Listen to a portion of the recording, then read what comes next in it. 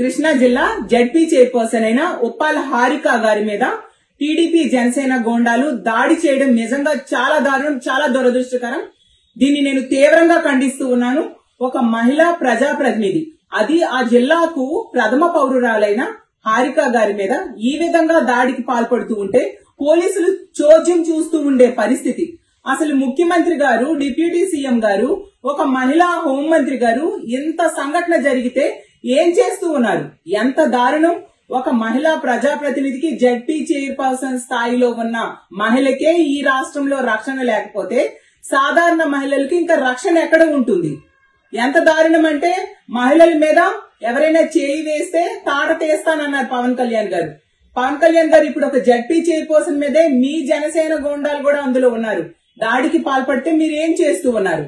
ముఖ్యమంత్రి గారు అన్నారు, మహిళ మీద ఎవరైనా చేయి వేస్తే అదే వాళ్ళకి చివరి రోజు అన్నారు. మరి ముఖ్యమంత్రి గారు ఇలా ఒక మహిళా ప్రజాప్రతినిధి మీద దాడి జరుగుతూ ఉంటే మీరు చూస్తూ ఎందుకు ఊరుకుంటూ ఉన్నారు? మహిళా హోం మంత్రి అయ్యుండి కూడా ఏం చేస్తున్నారు మీరు? ఎంత దారుణమా అంటే, రెడ్ బుక్ రాజ్యాంగం అమలు దాని మీదే శ్రద్ధ ఉంది.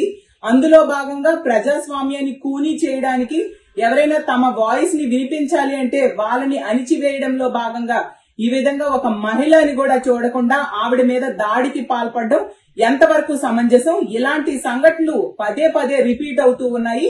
దీన్ని ప్రజలు చూస్తూ ఊరుకోరు. ఖచ్చితంగా మీకు తగిన బుద్ధి చెప్పే రోజులు తొందరలోనే వస్తాయని తెలియజేస్తూ ఉన్నాను.